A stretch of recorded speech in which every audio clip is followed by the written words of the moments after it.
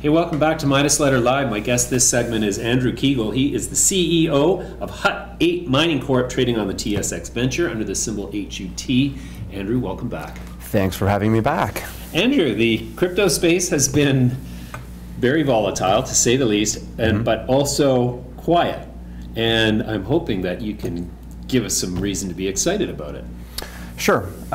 So I think what's happened is Bitcoin hit its all-time highs last year in December, and since then it's really been in falling since then, without much of a rally, with the exception really of a couple spots here and there.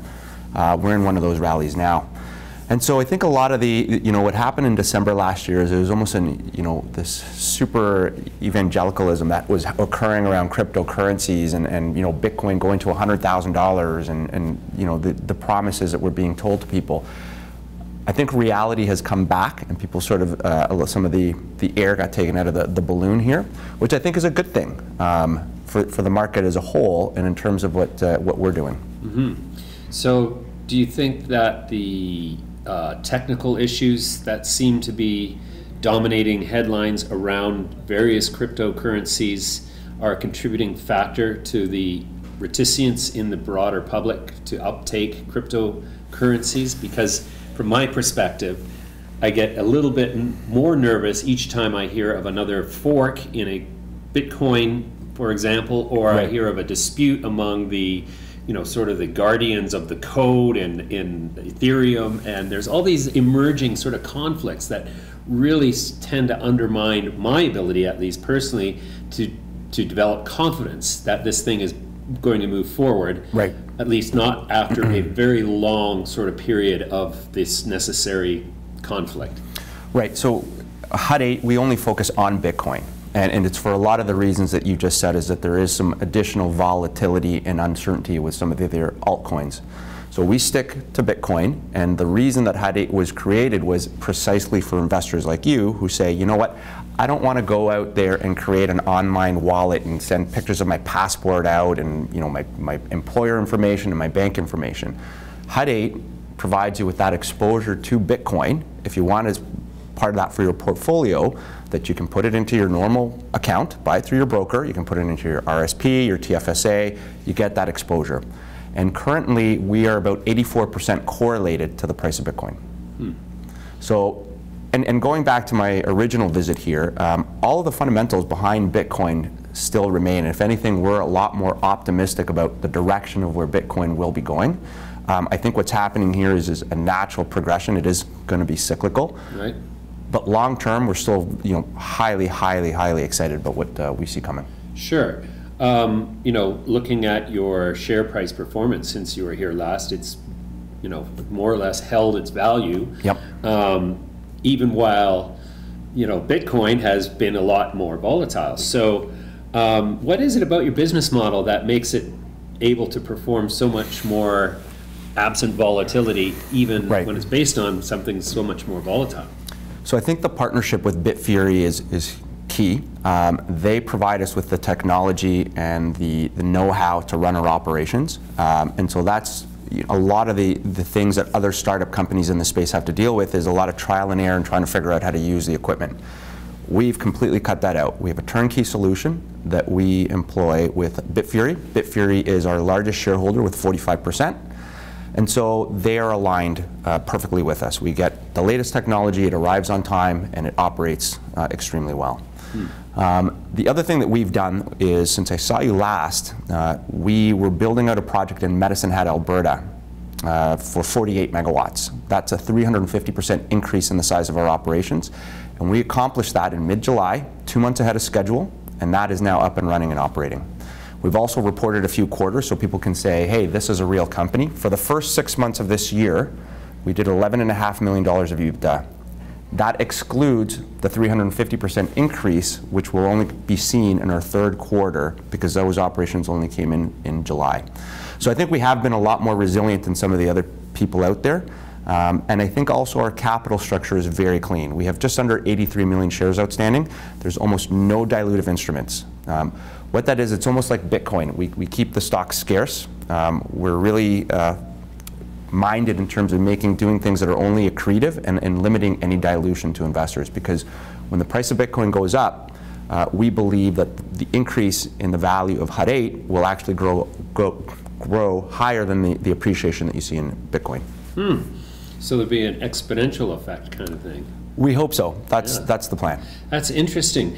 Then is it safe to say that while this emerging new payment sort of platform and cryptocurrency goes through its growing pains, that really, I mean, in some respects you could make the argument that it's just a matter of time till all these things are sorted out. It's part and parcel of any new disruptive technology that is disintermediating an entire legacy system, which certainly cryptocurrencies led by Bitcoin are. So is that essentially the message you would give to your investors, is like, just be patient, this is going to work? Yeah, be patient, but the other message is because we are solely focused on Bitcoin, like we're a pure play in Bitcoin, Bitcoin's market cap is larger than that of all the other alternative coins put together. It is the safest, the longest blockchain that's there. And because of its simplicity, it's the one that, no matter who you ask, it's the one that everybody knows will survive.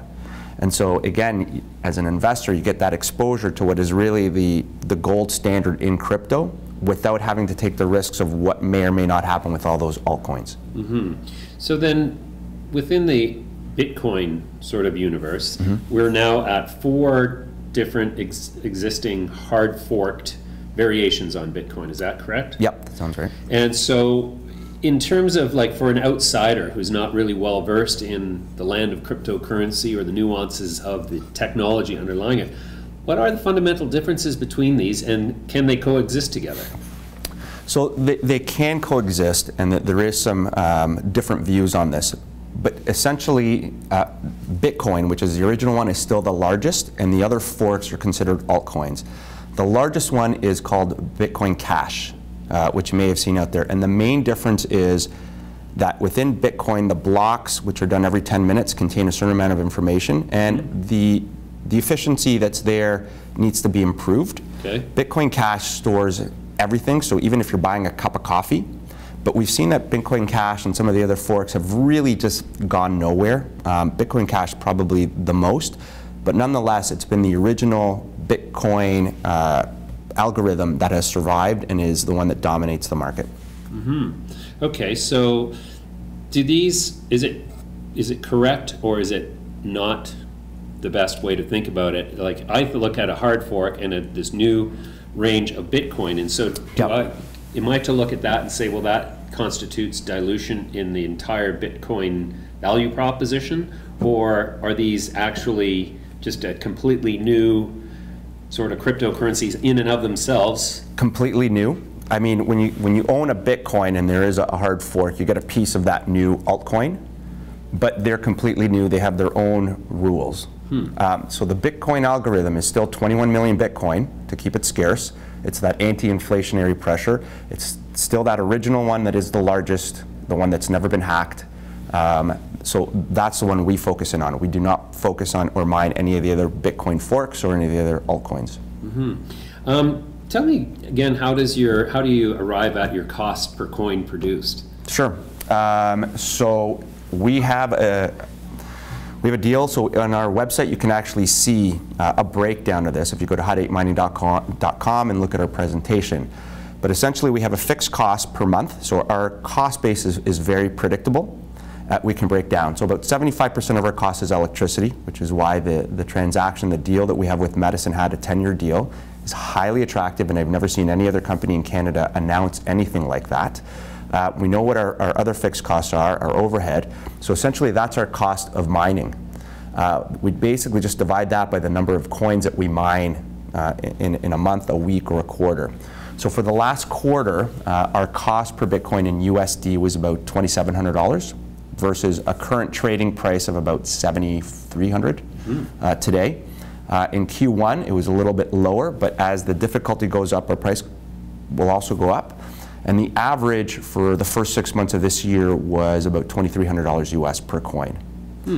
So that compares very favorably, and it means we have still, even in this environment, we still have very strong margins. That is still not inclusive of the Medicine Hat facility, which just came up in July. So you have to wait to Q3 to see what that impact is, but we have a better energy deal in Medicine Hat, and we've been able to trim costs as well from Q1, Q2. So we're anticipating that we'll be highly competitive with respect to our price of Bitcoin. Okay, so then I guess the catalyst that is going to sort of launch the share price of HUT8 is likely going to be a significant reversal or a sustained reversal in the price of Bitcoin to the upside? Yes, and I think also as we let people know, so I know in the US there's all this talk about the ETF, the Exchange Traded Fund for Bitcoin, and you have some of the largest funds in the world that are putting papers in front of the SEC to get approval. We're, in a sense, we are almost like that ETF, given the high correlation we have to Bitcoin. We're now listed in the US, we're exploring other exchanges, so I think we will be able to provide people with that exposure, so that could be a catalyst. Here's something else that I've heard. This is more whispers. This is interesting. But one of the key concerns that the SEC has with approving an ETF is that the Bitcoin purchased by the ETF might be, the person on the other end might be an arms dealer or a drug dealer, or it's very hard to verify and go back, although you can see who did it. You don't know where that money came from, which ironically enough is the exact same thing with US dollars, which are perfectly fine. But one of the solutions that is being proposed is that the ETFs only purchase newly minted coin. So for someone like HUT8, which is really hoarding its Bitcoin, you know, we're sitting on today probably over 2,400 Bitcoin, and we continue to mine and store more on a daily basis.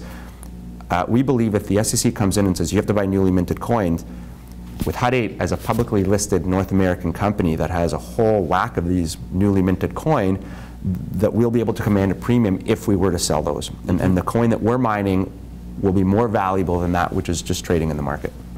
Wow, fascinating. Andrew, we're going to leave it there for now. Thanks for joining me today. Thanks for having me again. And we're done. That was great.